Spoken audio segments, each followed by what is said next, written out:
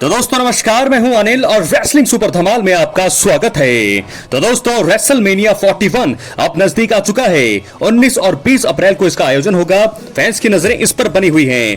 पूरे साल आपको बता दें कि फैंस इस मेगा इवेंट का इंतजार करते हैं। इस बार भी नाइट 1 और नाइट 2 में बड़े मुकाबले होने वाले हैं।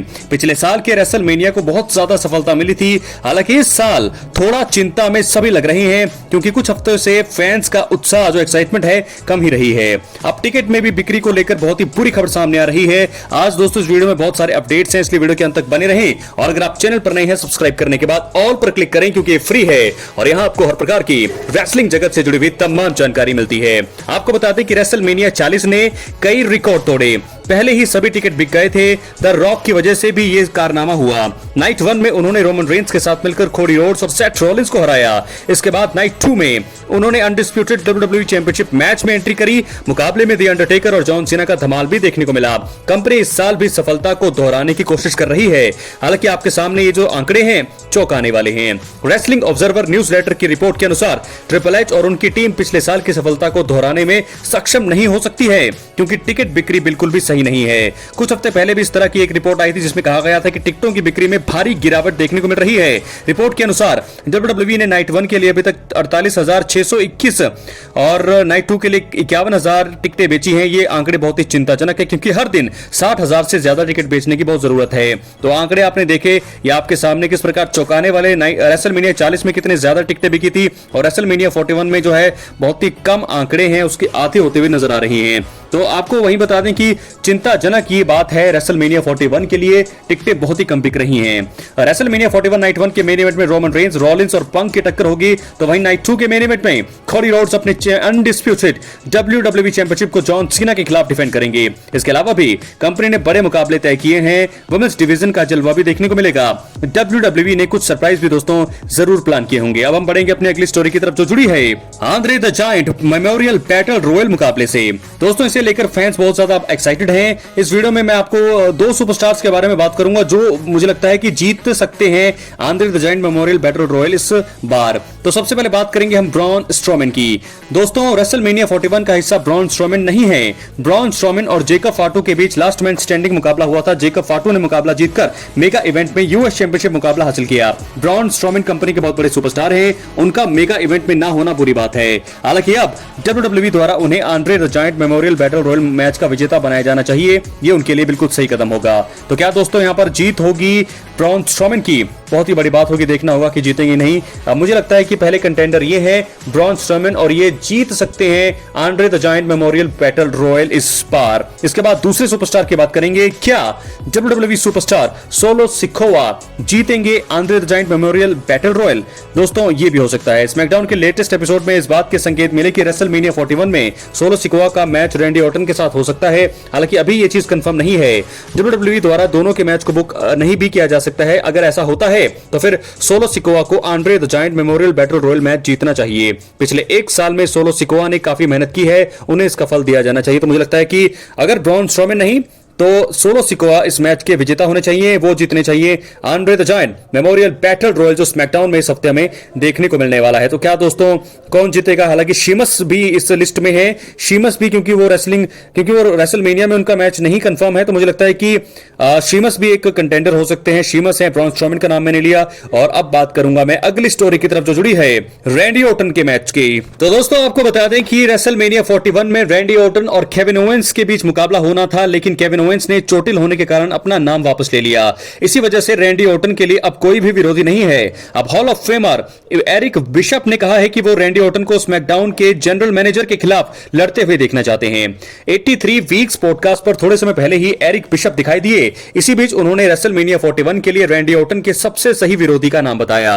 उन्हें लगता है कि वाइपर को ग्रैंड स्टेज पर निक एल्डिस से लड़ना चाहिए। उन्होंने कहा, मैं निक एल्डिस का नाम लूंगा क्योंकि यहां पर स्टोरी मौजूद है। हमारे सामने एक हादसा है जहां सबसे पहले आपको एक्टिंग करनी होती है। निक एल्डिस WWE के जनरल मैनेजर हैं। उनका काम सिर्फ जनरल मैनेजर का है, लेकिन फिर कुछ ऐसा होता है जो आपके सामने मैच लड़ने का मौका रखता है। कुछ ऐसा होता है जिससे उन्हें बाहर किया जा सके और उसके बाद एक नए सफर की शुरुआत होती है। मुझे लगता है कि ये यानी कि रैंडी ऑर्टन वर्सेस निक एल्डिस जो है जबरदस्त रहेगा। तो दोस्तों WCW और WWE में रहते हुए एरिक बिशप ने सबसे ज्यादा सफलता हासिल की है। हालांकि 2010 से लेकर 2014 तक उन्होंने TNA के लिए भी काम किया। उस समय निक एल्डिस TNA में मैग्नस के रूप में काम करते थे। वो वहां पर एक बार TNA वर्ल्ड हैवीवेट चैंपियन भी रहे हैं। तो इसी बातचीत के दौरान एरिक ने बताया कि निक हमेशा ही उनके अच्छे दोस्त रहे हैं और वो उन्हें इसी वजह से रैंडी ऑर्टन के खिलाफ लड़ते हुए देखना चाहते हैं। उन्होंने कहा, मुझे लगता है कि निक एल्डिस एक शानदार व्यक्ति हैं। मैं निक से टच में रहा हूं। जब मैं TNA में काम करता था तब हम अच्छे दोस्त थे। जनरल मैनेजर बनने से पहले उनके करियर में कई सारे मौके आए हैं जब वो अलग अलग आइडिया लेकर आए हैं। दोस्त होने के नाते कहूं तो मुझे लगता है कि उनके लिए ये करना सबसे अच्छा विकल्प होगा। तो क्या दोस्तों रैंडी ऑर्टन वर्सेस निक एल्डिस देखने को मिलेगा? बहुत बड़ा सवाल। अब हम बढ़ेंगे अपने अगली स्टोरी की तरफ जो जुड़ी है बेकी लिंच से।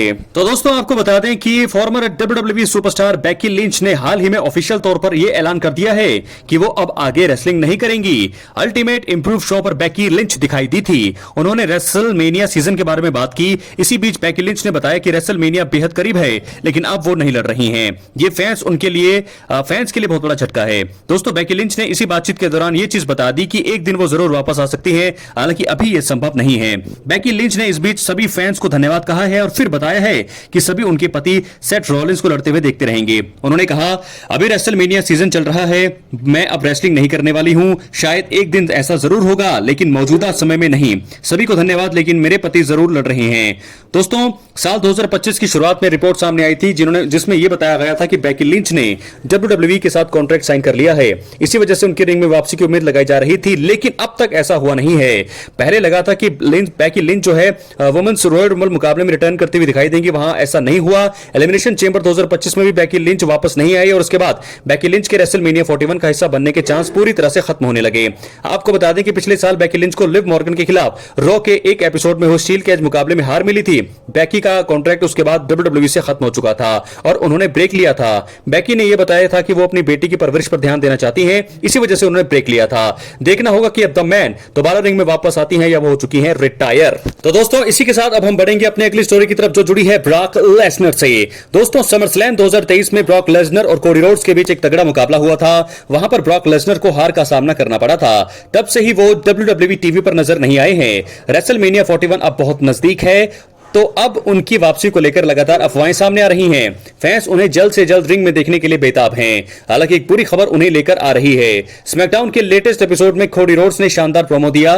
कोडी रोड्स ने अपने रेसलमेनिया 41 प्रतिद्वंदी जॉन सीना के ऊपर निशाना साधा। इसी दौरान कोडी ने रोमन रेंस और ब्रॉक लेसनर का भी जिक्र किया। कोडी ने कहा कि वो रिंग के अंदर पीछे नहीं हटते हैं बल्कि लड़ते हैं। कोडी रोड्स ने कहा कि यह बात उन्होंने रोमन और ब्रॉक लेसनर को भी कही थी। ब्रॉक लेसनर का नाम लिया गया तो अब सभी सोच रहे हैं कि मेगा इवेंट में ब्रॉक लेसनर आ सकते हैं।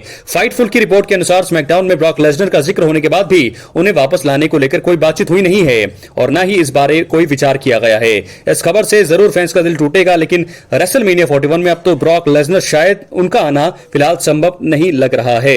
दोस्तों आपको बता दें कि ट्रिपल एच ने कुछ समय पहले ब्रॉक लेसनर को लेकर अपना बयान दिया था। उन्होंने कहा था कि ब्रॉक लेसनर कंपनी के साथ बने हुए हैं। ट्रिपल एच ने बताया था कि उनकी वापसी उनके ऊपर ही निर्भर है, यानी कि ब्रॉक लेसनर के ऊपर निर्भर है।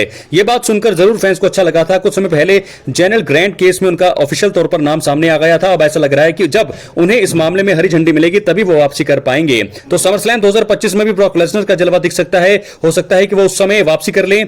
ब्रॉक लेसनर का दोस्तों गुंथर के खिलाफ भी ड्रीम मुकाबला अभी भी बचा हुआ है। तो देखना होगा कि क्या प्लान बनाया हुआ है ब्रॉक लेसनर ने और WWE ने। तो ये थी ब्रॉक लेसनर के ऊपर जो जरूरी अपडेट मैंने आपके साथ शेयर करी है। कैसी लगी आपको वीडियो अपने कमेंट बॉक्स में जरूर दें। इसी के साथ अब हम बढ़ेंगे अपनी अगली स्टोरी की तरफ जो जुड़ी है जॉन सीना से।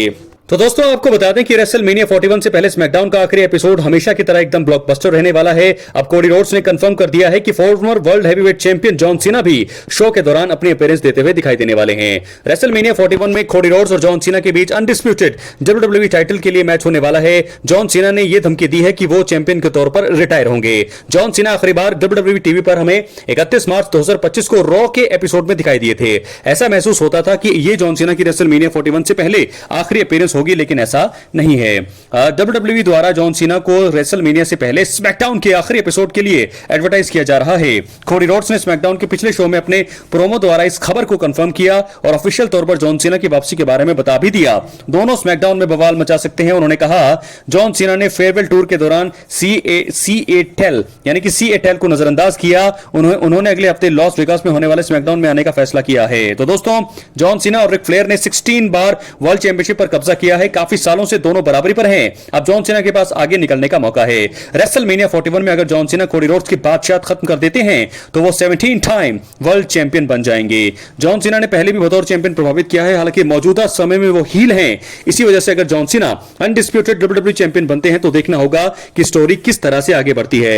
वैसे रेसलमेनिया में जॉन सीना के लिए चैंपियन बनना इतना ज्यादा आसान नहीं होने वाला है। कोडी रोड्स काफी टफ सुपरस्टार हैं और वो आसानी से हार नहीं मानेंगे। इसी के चलते जॉन सीना यहां पर रॉक और ट्रेविस स्कॉट की मदद लेते हुए दिखाई दे सकते हैं। जॉन सीना ने रॉक के कहने पर हील टर्न लिया था और इसी के चलते फाइनल बॉस आप अपने साथी की मदद के लिए आगे आ सकते हैं। जी हां दोस्तों, तो दोस्तों इसके बाद बढ़ेंगे हम अपनी अगली स्टोरी की तरफ जो जुड़ी है ट्रिपल थ्रेट मेन इवेंट मुकाबला रोमन रेंस, सीएम पंक और सेथ रॉलिंस। ये ग्राफिक्स देखते हैं आप, काफी ज्यादा बदलाव कर दिया है, हैरान कर दिया है ग्राफिक में। पिछले हफ्ते स्मैकडाउन का एपिसोड शानदार रहा, वहां पर सीएम पंक ने अपने फेवर का खुलासा किया और पंक ने कहा कि रेसलमेनिया 41 में होने वाले मुकाबले के दौरान उनकी साइड पर पॉल हेमन खड़े होंगे। रोमन रेंस ने हेमन से पंक को ना कहने के लिए कहा, लेकिन उनकी बात नहीं मानी। हेमन के ऊपर रोमन रेंस हमला करने वाले थे, लेकिन पंक ने बचा लिया। उसके बाद ये ग्राफिक्स देख सकते हैं, बदलाव बहुत ज्यादा है इसमें। पहले रोमन रेंस के साथ थे वो, लेकिन अब सीएम पंक के कॉर्नर पर पॉल हेमन है। हाँ दोस्तों, ये एक बदलाव बहुत बड़ा है और मुझे लगता है कि रोमन रेंस के साथ नहीं बल्कि सीएम पंक के कॉर्नर पर भी पॉल हेमन अब होने वाले हैं। डब्ल्यूडब्ल्यूई ने ये कदम उठाकर सभी को हैरान कर दिया है। पॉल हेमन ने मन में बना लिया है कि वो पंक के साथ ही जाएंगे। मेगा इवेंट में पॉल हेमन बहुत बड़ा गेम खेलने की तैयारी में भी लगे हुए हैं। सभी की नजरें उनके ऊपर टिकी हुई हैं। तो दोस्तों, ग्राफिक्स में बदलाव, Roman Reigns, CM Punk, Seth Rollins किसके साथ आखिर तक खड़े होंगे पॉल हेमन, ये सबसे बड़ा सवाल अभी भी बना हुआ है, क्योंकि सेथ रॉलिंस का फेवर भी अभी बाकी है। बहुत बहुत धन्यवाद। चैनल पर नए सब्सक्राइब करें दोस्तों, बहुत बहुत धन्यवाद।